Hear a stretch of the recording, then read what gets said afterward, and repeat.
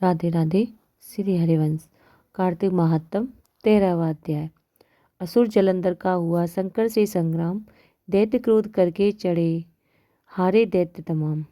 नारद जी बोले, जलंधर राहु की इन बातों को सुनकर क्रोधित हो अपने दैत्यों को साथ लेकर जल्दी जल्दी चल दिया।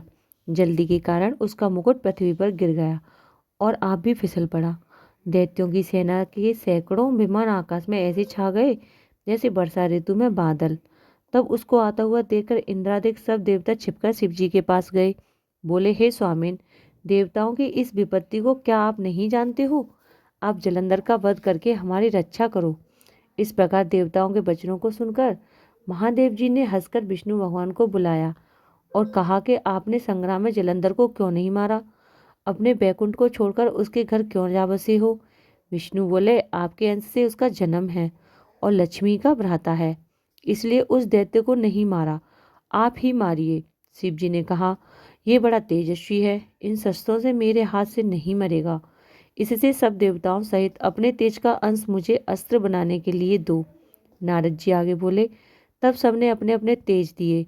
वे मिलकर एक हो गए। फिर महादेव जी ने भी अपना तेज छोड़कर बड़े तेज को एकत्र कर एक भयंकर सुदर्शन चक्र बनाया। बाकी बचे तेज से इंद्र ने भी वज्र बनाया।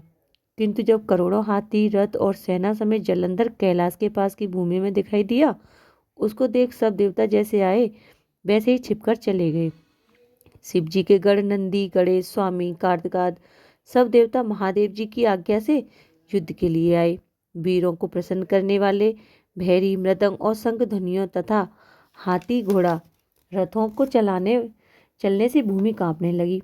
शक्ति, तोमर, बाण, मूसल, फरसा आदि शस्त्रों में आकाश भर गया। शुद्ध में मरे हुए दैत्यों को मृत संजीवनी द्वारा शुक्राचार्य बार बार जीवित करने लगे। देवों ने शिव जी के पास जाकर शुक्राचार्य का सब चरित्र कहा।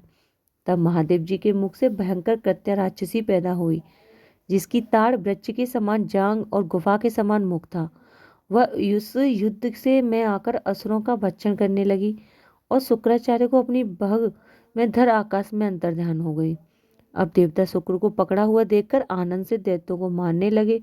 शिव जी के गणों से भयभीत दैत्यों को सेना ऐसे अलग थलग हो गई जैसे वायु के वेग से चलने से तृण समूह बिखर जाता है।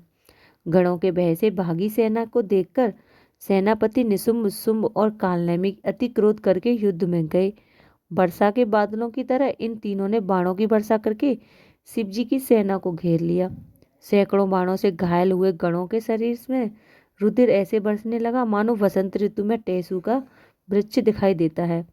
तब फिर गिरते पड़ते वे सब गण तितर बितर होकर युद्ध छोड़कर भाग गए। फिर नंदी, गणेश और स्वामी कार्तिकेय अपनी सेना को भागी हुई देखकर क्रोध करके वेग से बढ़े और दैत्यों को बलपूर्वक रोक दिया। कार्तिक महात्म 13वां अध्याय समाप्त। राधे राधे। श्री हरिवंश।